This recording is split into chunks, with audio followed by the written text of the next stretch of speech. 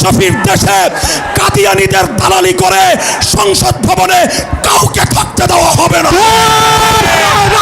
ঢাকা ১৩ আসনে গণসংযোগে ব্যস্ত সময় পার করছেন মাওলানা মামুনুল হক। রাজনীতির মাঠে যখন উত্তাপ, ঠিক তখনই মানুষের কাছে পৌঁছতে ব্যস্ত সময় পার করছেন বাংলাদেশ খেলাফত মজলিসের আমির মাওলানা মুহাম্মদ মামুনুল হক। সোমবার রাজধানীর ঢাকা ১৩ সংসদীয় আসনের অন্তর্ভুক্ত মোহাম্মদপুর, আদাবর ও শেরেবাংলানগর এলাকায় দিনভর গণসংযোগে অংশ নেন তিনি। বিকেলে মোহাম্মদপুরের জাফরাবাদ এলাকার পাবনা হাউস গলি জামে মসজিদে আসরের নামাজ আদায় করেন মাওলানা মামুনুল হক।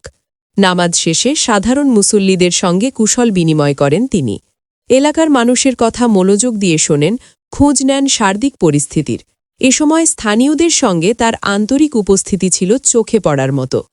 এরপর আসরের নামাজ শেষে তিনি রায়ের বাজার পুলিশ ফাঁড়ির সামনে বাংলাদেশ খেলাফত মজলিসের ৩৪ নম্বর ওয়ার্ড ইউনিটের দায়িত্বশীলদের সঙ্গে এক মতবিনিময় সভায় অংশ নেন। সভায় সংগঠনের চলমান কার্যক্রম পর্যালোচনা করা হয়। মাওলানা মামুনুল হক দায়িত্বশীলদের উদ্দেশ্যে বলেন, সংগঠনের শক্তি আসে নিষ্ঠা, ত্যাগ ও শৃঙ্খলা থেকে। এই ৩টি গুণকে সামনে রেখেই এগিয়ে যেতে হবে।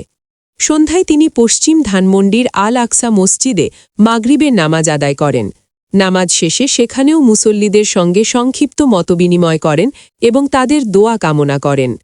মাগরিবের পর চাঁদ উদ্যান হোসেন মার্কেটের সামনে বাংলাদেশ খেলাফত মজলিসের ৩৩ নম্বর ওয়ার্ডের উদ্যোগে আয়োজিত শহীদ শরীফ ওসমান হাদির মাগফেরাত কামনায় অনুষ্ঠিত আলোচনা ও দোয়া মাহফিলে অংশ নেন তিনি।